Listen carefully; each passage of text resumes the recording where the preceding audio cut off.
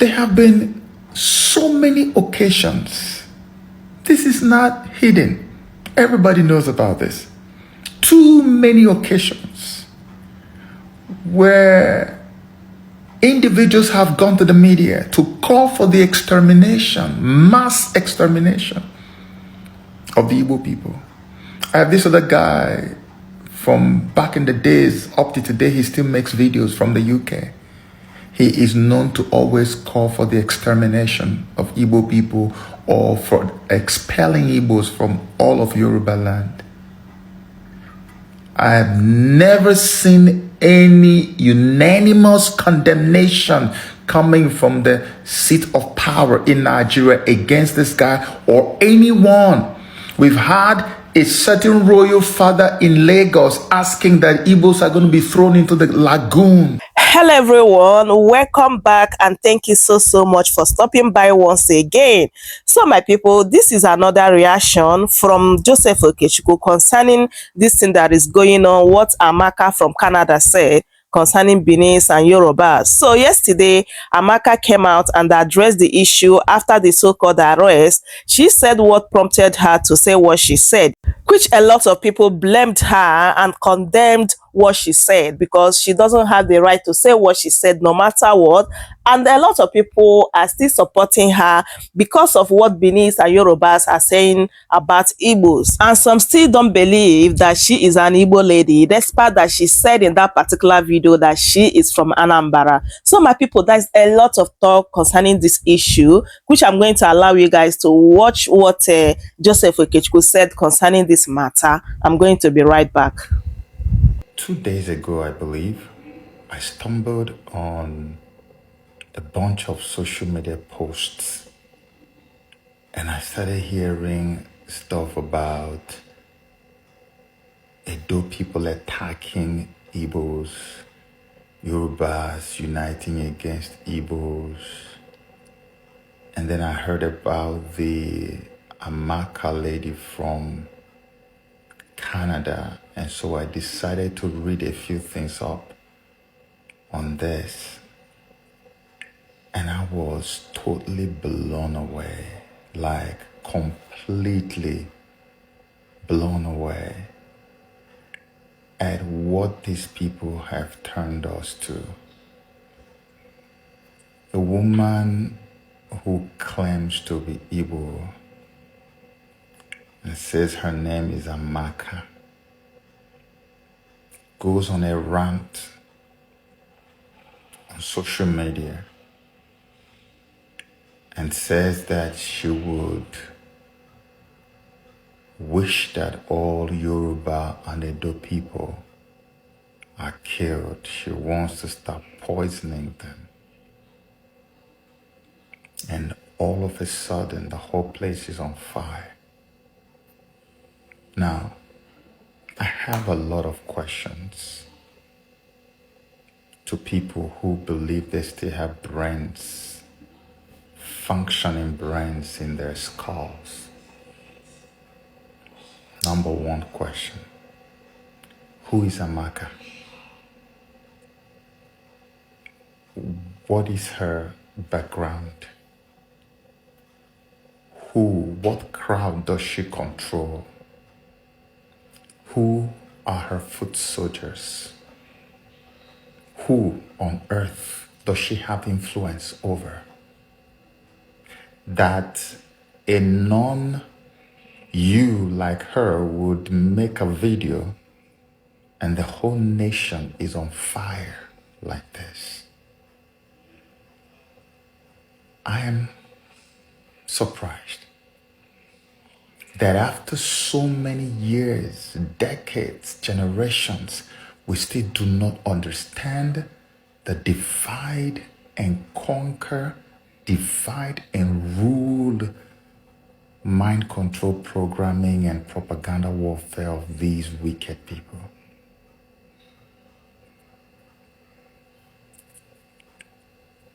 I don't understand. I didn't even want to make a video about this. But I said, okay, if you don't make a video about it, how are they going to understand? The globalists are losing it on every level. They cannot afford not to break us and divide us and get us fighting one another. This thing that this woman did, I can bet my life, is a psychological warfare programming, well hatched and released. And the guys who created the program have helped to make it gain popularity.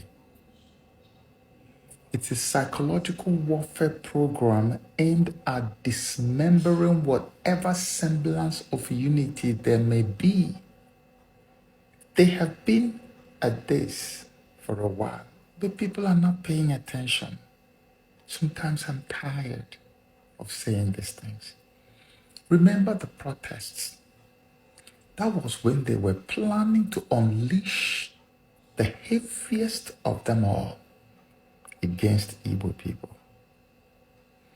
And when that failed, they still came up with it. Did you remember that even though Igbo said we don't want to be a part of the protest, that so many people came out in the media to still accuse them of being the ones behind the protest? What then happened? Immediately, a flood, a wave of Yoruba people that you've never seen before, never heard of before, just showed up in the media and began to repudiate their own people, began to chastise them, and angrily began to resist this attempt to victimize the Igbos. Europe, if you go on my timeline on X, you will see videos.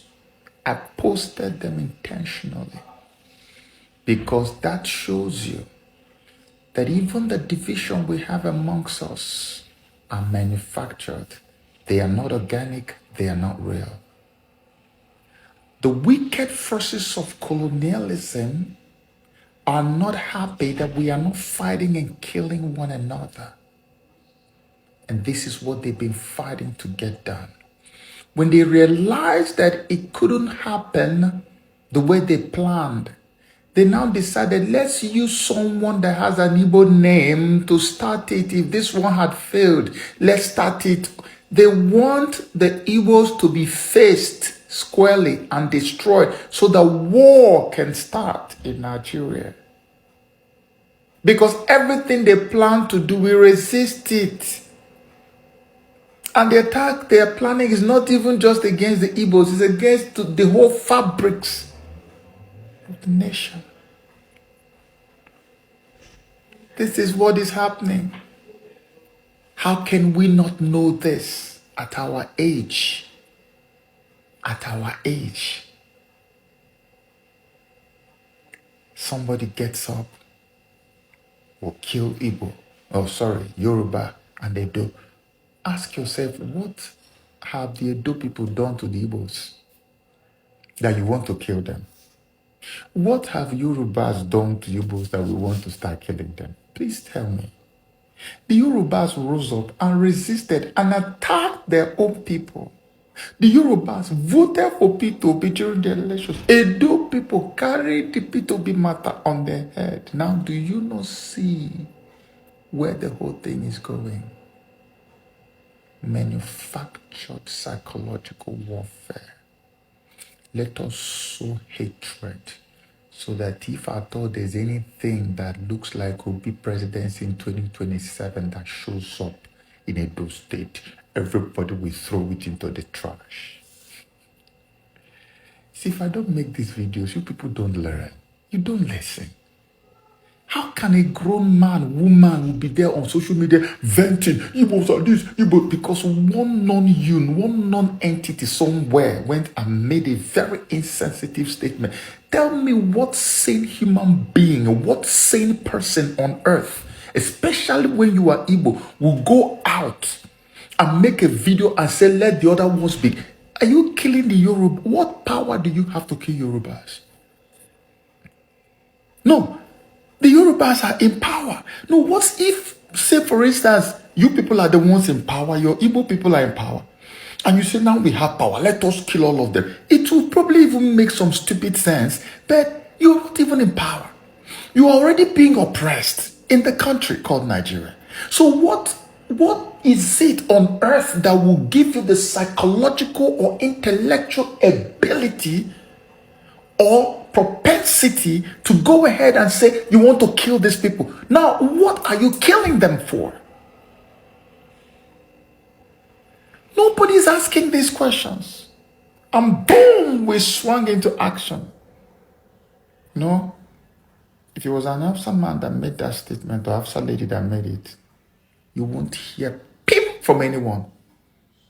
But because it's Igbo and because the intelligence agencies of Europe have already planned that Igbos must be exterminated, they had to use somebody with an Igbo name to do it so that everyone would turn on the Igbos, their nemesis. And you quickly ran to it and see how the National Assembly, everybody is swinging into action. Yet we have had countless cases where people have said Igbos should be killed, Igbos should be kicked out, Igbos should be done that. Nobody has ever reacted. So, as I was saying, there have been so many occasions. This is not hidden. Everybody knows about this. Too many occasions where individuals have gone to the media to call for the extermination, mass extermination of the Igbo people.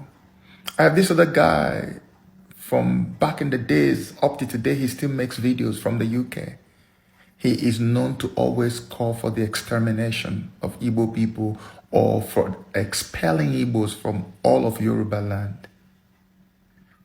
I have never seen any unanimous condemnation coming from the seat of power in Nigeria against this guy or anyone. We've had a certain royal father in Lagos asking that Igbos are going to be thrown into the lagoon. We've had all manner of human beings, high profile, low profile, mid profile, calling for either extermination or expelling of Igbo people from the land they claim is our land. No one does anything. But some crazy, silly girl somewhere that we don't even know who her parents are and where she is from in Igbo land just because she bears an Igbo name. She gets in the media and says some nonsense that has no bearing in reality, and the whole nation is on fire and everyone is coming after Igbo people. So all of a sudden, this girl in Canada now speaks for the Igbo people. All of a sudden, this girl is now our spokesperson. Not even Nnamdi Kanu. We don't even know. Nobody can even say this is who this person is. But now suddenly the whole nation takes it that Amaka speaks for Igbo people because she bears an Igbo name. Meanwhile, you have told my people in Delta, my people in River State, that even though they bear Ngozi, Ebere, Uche, that they are not Igbos, and you keep enforcing and reinforcing it every day. But an Amaka that we don't even know where she's from must be the spokesperson for the whole Igbo nation. And we will all suffer because Amaka is as silly as can be. Because I don't know why an Igbo person that has brains in their skull would even get up. Like I was saying in part 1 of this video, on what basis would you want to kill or poison an Edo person or a Yoruba person? On what basis? Give me the rationale. There's none. And look what is going on. Because they want to destroy you. They want to destroy you. This was exactly what happened in Rwanda. They took a bunch of individuals, the intelligence agencies of Europe. They take those individuals, they cooked them well in their propaganda factories and unleashed them on their own nation. And they began to call their fellow citizens cockroaches, this happened, began to look down on others. These are cockroaches, they need to be killed. And the guys were in the media, on radio. This is how it works. By the time they were done, more than 1 million were gone. Up till this day, I doubt that Rwanda has recovered fully from this. And here you are. Here you are playing to the gallery. Here you are still unable to decode the satanic and evil machinations of your own colonial enslavers who came to our land and pillaged it and destroyed it and still haven't had enough of our land. They want to take it back. They want to take it back. The fiercest resistance they've always had have always come from the Igbo people, who always would say, no, we want to have our freedom. I keep telling you this thing. It is in our nature. There's nothing we can do about who we are. This is who we are. Love us, hate us, this is who we are. We are fiercely independent and free as a people. We resist slavery and enslavement at all costs. That's what happened in Igbo landing. That's what happened. They chose the sea and drowned rather than being sold into slavery. In America, at Dunbar Creek, go and look it up. They killed themselves because they said we cannot be alive and be taken into slavery. We can't change who we are. That's why I was telling my people in the previous video I did that I did in Igbo language. I said, listen, no matter what anybody says today, and the time is going to come when I'm done with all these massive projects I'm doing, I'll settle down and bring out all the proof so that everybody can see that the people the Bible was talking about as those who were being oppressed and massacred and killed in numbers, that they're calling Jews, are actually Igbo people. Because if you doubt me, tell me, you who is watching this video now, tell me where you have ever been in your life and seen a group of people hated as much Igbos are hated. No, let's take away the fact that it's an Igbo man making the video. Tell me, even being a Nigerian, who have you ever seen endure the type of hatred, the extent of hatred that Igbo people have endured in Nigeria, even in parts of Africa? Where have you seen it? The British, they hate us.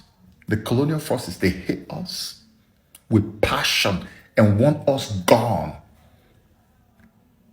They say we are part of Nigeria. No Igbo man has been able to rule Nigeria since the independence. Forget about Zeke and all those things they say he did. Watch, since after the war, have they allowed you to rule Nigeria? Whatever it takes, they will make sure that you don't get close to the seat of power. We still took it, accepted it. We're saying that's fine. We'll just do our own business. Every time an Igbo man makes an effort and gets close, boom, scuttle it. Every time two people get angry, two tribes get angry in Nigeria and they want to settle scores, boom, they will use Igbos to settle scores.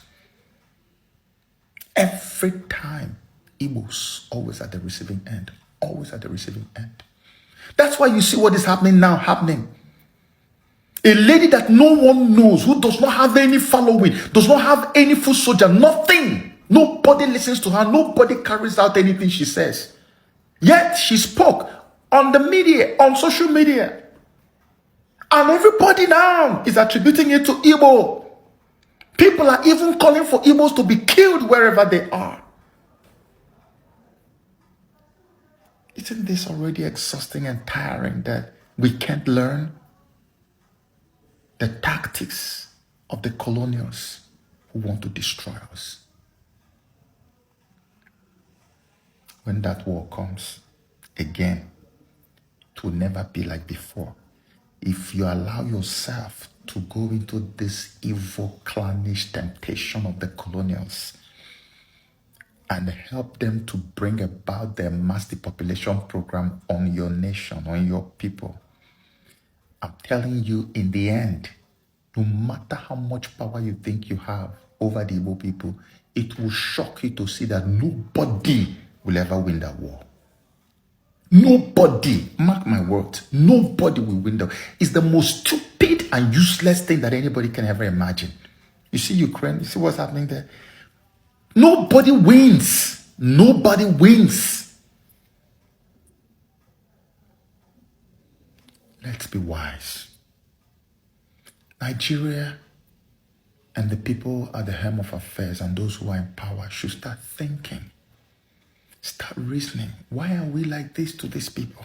Even though the colonials want us to destroy these people, why do we have to do it? Why do we have to curtail? Look at the things that we're doing, we're seeing today. Young children are seeing how you people are reacting to a threat by a non-entity in Canada that nobody knows. But people who are known, who are even in this current government in Nigeria today, who have names, who are known, have threatened Igbos. Nobody spoke a word. That is a psychological empowerment to anybody who potentially feels like they need to kill Igbos. It's a way of saying, feel free, do it. That too has to change. Maybe Amaka happened so that we can all wake up and begin to discuss the real topic that we need to discuss, which is the topic of internal slavery against Igbos. So my people, that is it. I hope you guys heard what Joseph Okechukwu said in this video, and I quite agree with him when he said that Amaka happened so that we will start talking about this issue and solve it once and for all. And I'm kind of surprised when some people will come here and they will start gaslighting Igbos that why are we talking about this? This is not what we're supposed to be talking about. Let me tell you, tribal bigotry contributed like 85% of the problem we are having in Nigeria today. In last presidential election 2023, some people voted for Tinubu because Tinubu is an Yoruba man, and they know very well that Tinubu has nothing to offer to Nigerians, and they still go ahead to vote for him just because of this tribal bigotry. So look at where we are today. All of you are going gaga because Amaka has the courage to respond to all these ill things they are saying against Igbos. Now everyone is saying that we should not be talking about this issue. Why you guys kept quiet?